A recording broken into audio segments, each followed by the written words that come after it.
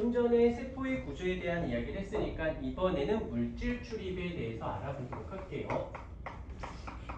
물질 출입. 자, 근데 먼저 이제 배경 지식을 조금 알고 갈게요. 물질 출입, 여기서 이제 물질에는 두 종류가 있어요. 하나는 용매라고 하는 아이가 있고 또 한 아이는 용질이라고 하는 아이가 있어요. 그냥 쉽게 말하면 얘는 물이라고 생각하면 되고 얘는 건더기라고 생각해주면 좋습니다. 까진 됐고, 이 건더기 중에서 또다시 둘로 나눠서 또 생각해 볼 수가, 건더기를 두 종류로 나눠 볼 수 있는데, 하나는 물에 잘 녹는 건더기, 물에 잘 녹지 않는 건더기. 그래서 조금 유식한 말로 수용성 수용성 물질, 물에 잘 녹는 물질이 있고, 지용성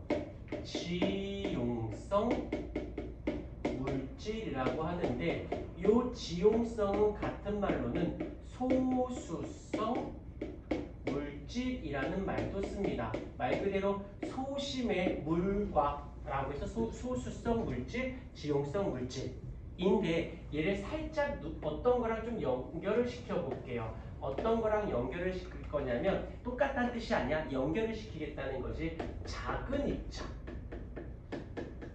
그 다음에 얘는 큰 입자, 이렇게 묶어서 생각할게요. 일단 첫 번째, 여기서 물과 물, 그 다음에 건더기, 이렇게 생각을 해주면서 건더기는 또 두 종류가 있구나 라고 보시면 된다는 거 까지는 됐고, 그 다음 두 번째 세포막의 기능에 대해서 알아볼게요. 자, 근데 이 세포막을 우리가 아까 이그젬플 설계 사무실을 우리 어떤 거라고 했었지? 핵이라고 하기로 했었죠. 기를 소포체, 공장을 리보솜, 공장은 골지체, 이렇게 쓰기로 했잖아. 마찬가지로 이 세포막을 우린 또 어떤 어휘를 쓸 거냐면 성벽이라고 얘를 한번 비유를 들어볼게요.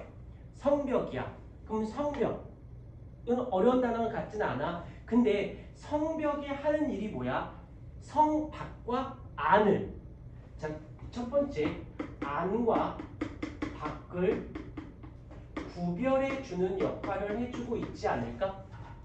이 정도는 됐어요. 그런데 생각해보자. 어느 성에 성벽만 있다고 생각하자. 안과 밖은 구별이 됐어. 두 번째 문제가 생겨. 안에 있던 사람이 어떤 상황에 따라서 나가서 일을 볼 수 있어야 되지 않을까? 밖에 있던 사람이 안으로 좀 들어와 줘야 되지 않을까? 그럼 성벽만 있으면 이게 가능해, 불가능해? 불가능해. 그러니까 성벽의 일부가 뭐가 있어줘야 돼? 성문이 있어줘야 돼. 근데 이 성문은 안과 밖을 구별도 해주지만 상황에 따라서 개방을 통해서 왔다 갔다 얘가 물질이 출입을 할 수 있게끔 해줘야 되지 않을까요? 그래서 이 세포막은 크게 두 가지 기능을 갖고 있어요. 안과 밖을 구별하면서 필요에 따라서 물질을 왔다 갔다 할 수 있게끔 해주는 게 있게 되는 거지. 여기까지 이해가 됐죠? 오케이, 어려운 일인 것 같진 않아. 자, 이제 먼저 요거를 하고 그 다음 요걸 가도록 할게. 안과 밖을 구별해줘야 돼. 여기가 아니고 여기가 밖이다라고 보십시다. 그럼 이제 어떻게 생겼냐면 그림이 정확히 이제 두 줄인데 그냥 한 줄로만 그릴게.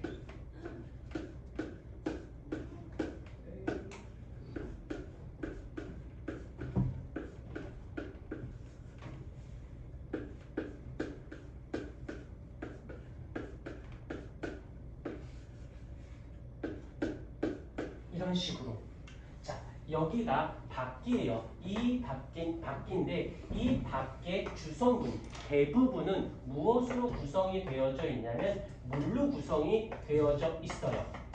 이 세포 안도 물로 구성이 되어져 있어요.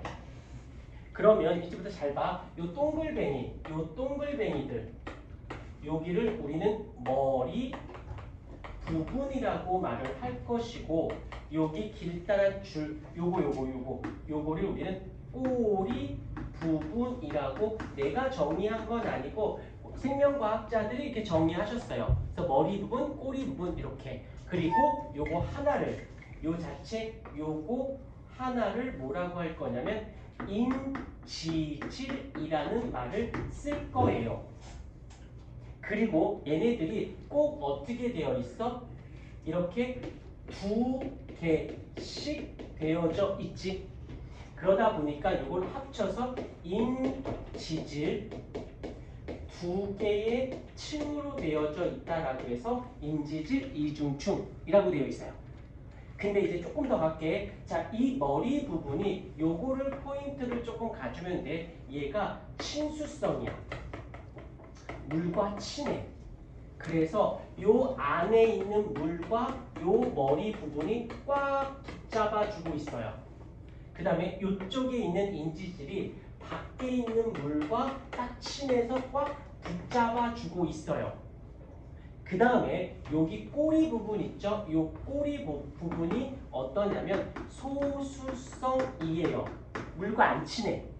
그래서 머리 부분에서 붙잡고는 있지만 여기 사이에서는 물이 겹칠 수가 없어. 그래서 안에 있는 물과는 붙잡았지만 밖에 있는 물과는 붙잡았지만 이 사이에서는 물이 왔다 갔다 할 수 없게끔, 그러니까 다시 말하면 내가 이렇게 있으면 안에 있는 물을 잡았어, 밖에는 물을 잡았어. 하지만 이 사이는 기름이라서 섞이지 못하게 해서 구별을 시켜주는 거지. 구별을 하게끔 해준다. 누가? 인지질 이중충이.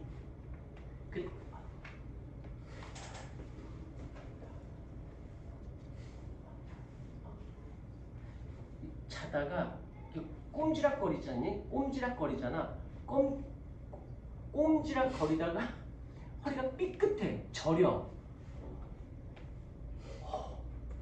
나도 모르게 곡소리가 나와. 너무 아파. 그 다음에 요거 됐고, 요거는 일단 단백질이라는 말을 살짝만 써놓을게요. 그래서 이 세포막은 어떻게 되어 있냐면 인지질 이중충하고 플러스 막을 구성하는 단백질이라고 해서 어떤 책에서는 그냥 단백질이라는 말을 쓰기도 하고 어떤 책은 막단백질이라는 말을 쓰기도 합니다. 오케이, 이렇게. 그런데 여기서 이제 살짝 왜 인지질이면 인지질인데 왜 단백질도 같이 왜 두 종류나 있을까요? 우리 인체가 엄청난 거야. 왜 쓸데없이 두 종류나 있을까? 일이 있어서 그래. 일단 안과 박은 구별했어요. 자, 그 다음에 두 번째, 세포막에서의 용질. 건더기 얘기하는 거야. 건더기의 출입에 대해서 알아보도록 할게요.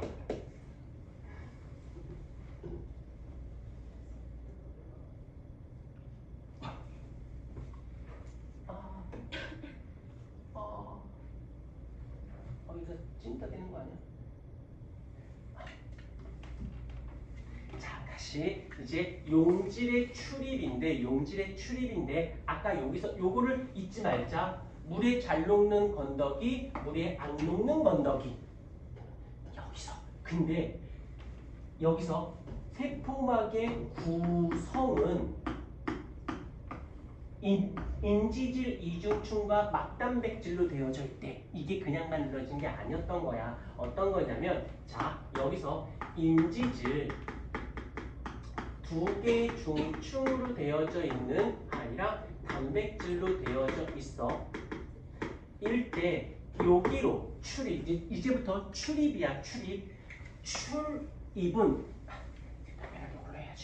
출입은 출입 중에서 건더기가 요쪽 애들, 즉 지용성 물질들이거나 아니면 작은 입자들은 요 인지질 이중충으로 출입을 하고 이번에는 수용성 물질들이나 아니면 큰 입자들은 어디로? 단백질로 출입을 합니다. 자, 예를 들게 성벽이라고 했고 성문적이라고 했어. 그러면 성벽에 성문이 있어. 근데 군대가 왔다 갔다 할 거야. 그럼 문이 어때야 돼? 굉장히 커야겠지. 그래서 영화 같은 거 보면 성문이 되게 크잖아. 여기가 이해됐죠? 근데 생각해보자. 근데 꼭 군대만 왔다 갔다 하나 사람 한두 명도 왔다 갔다 할 때가 있지 않을까? 그때마다 큰 성문을 개방하는 게나 아니면 조그맣게 사람 몇 명 다닐 수 있는 작은 문 하나 따로 만들어서 한두 명 다닐 때 그 문을 이용하는 게 나아.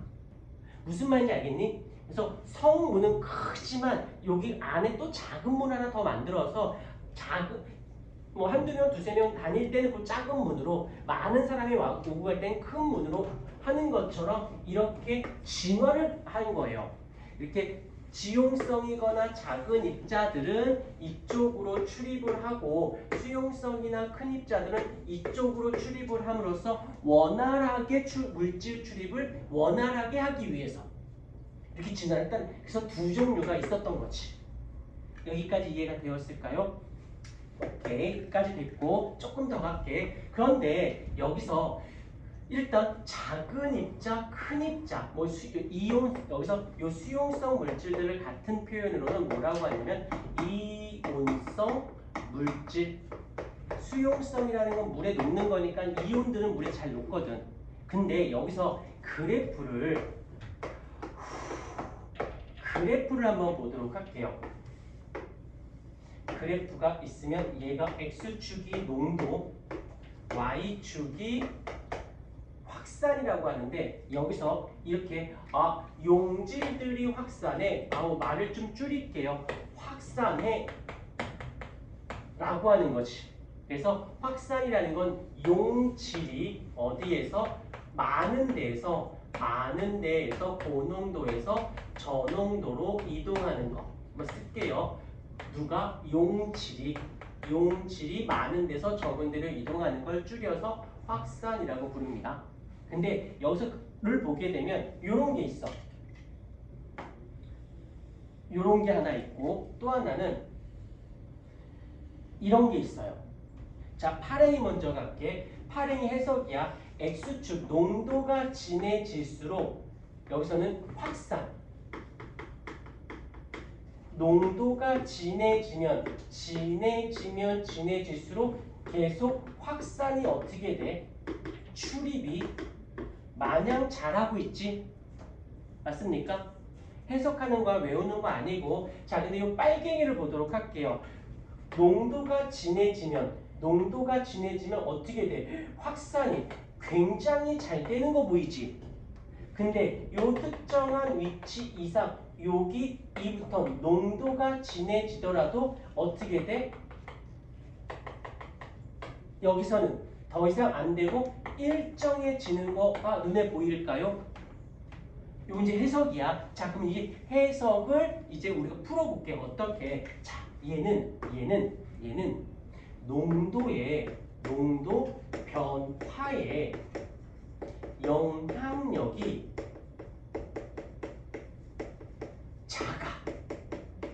자, 얘는 이 물질이 누군지 모르겠지만 농도 변화에 영향력이 커. 그러니까 변화를 얘가 아무리 많이 들어와도 영향력이 별로 없으니까 들어왔네 뭐 어쩔 건데. 자, 예를 들게 배고파. 그래서 그래 내가 김밥 사줄까? 그랬더니 땡큐 해서 김밥을 사줬는데 배고프다고 김밥에 있는 밥알을 2개, 10개, 15개 많이 줬지. 배불러? 죽어 아주 그냥. 배고프다고 밥알을 몇 개, 20개 먹었다고 해서 50개 먹었다고 해서 배가 부르다 변화에 영향이 있어 없어? 없지. 근데 배고프다고 해서 김밥 한 줄, 2줄, 3줄, 뭐 3줄까지는 어떻게 먹어볼 수 있겠다. 5줄, 10줄 먹을 수 있니? 그거야. 얘가 김밥 줄이야. 농도 변화의 영향력이 커서 들어오면 오 좋아 좋아 아우 왕땡큐인데 너무 높으니까 아우 부담스러운 거지. 어느 적당히 되게 좋지만 그다음부터는 안 돼. 너무 농도 변화가 영향력이 너무 크니까 더 이상은 아니야. 난 여기까지만 받을래가 된다는 거지. 무슨 말 뜻인지 이해가 됐을까? 자, 근데 그대로 끊지 말고 여기서 두 종류가 있었어. 인지질을 통해서 물질 출입이 하나 있었고 단백질을 통한 물질 출입이 있는데 여기에도 그래프는 두 종류가 있네. 바로 얘가 누구냐면 단백질을 통해서 단백질이라는 곳에서 출입을 할 때는 이런 모습으로 해. 왜? 물에 잘 녹고 큰 입자야. 입자 크다 보니까 농도 변화의 영향력이 커요. 그럼 요 그래프가 되는 거야. 근데 여기서는 누가 되냐면 여기서는 인지질 리숭충이다 보니까 기름기 물에 안 녹는 입자가 작으니까 들어와도 농도 변화에 크게 영향을 못 줘. 오케이? 그래서 두 종류가 나온 거지. 이해가 되었습니까? 여기서 지금 나 용질하고 있는 중에도 두 종류. 이쪽은 누가? 얘는 단백질이, 얘는 누가? 인지질 이중충이. 그 아이가 이렇게 변화 영향을 주고 이렇게 영향을 주고. 근데 할 때마다 하니까 말이 너무 길어서 아 나는 얘를 뭐라고 할 거냐면 이제 줄일 거야. 얘를 단순 확산이라는 말이 나오면 아, 인지질 이중충에서 지용성과 작은 입자들이 출입할 때 이러한 그래프의 형태를 띠고 있는 걸 단순 확산했구나라고 얘기한다는 거지. 말을 줄이고 있는 중이야. 얘는 뭐가 되냐면 촉진 확산이라는 말을 쓰게 되어지는 거예요. 요건 고유명사니까 또 어쩔 수는 없어. 근데 여기서 두 가지, 두 종류인 거야. 물에 녹아 안 녹아? 녹는 애는 큰 입자 쪽하고 연결을 시켜주시고 작은 입자들은 지용성하고 그때 이 애가 누구를 통해서 이동해? 수용성은 단백질을 통해서 얘는 인지질 이중층을 통해서 그래서 인지질 이중층은 영향력이 작다 보니까 그냥 1차 함수의 그래프인 단순 확산이라고 표현하는 거고 촉진 확산 얘 같은 수용성은 단백질을 통해서 들어올 때 되게 좋지만 더 이상은 과부하 걸리니까 더 이상 여기까지가 한계점이야 이렇게 되는 것을 촉진 확산이라고 얘기한다는 거지. 오케이. 하고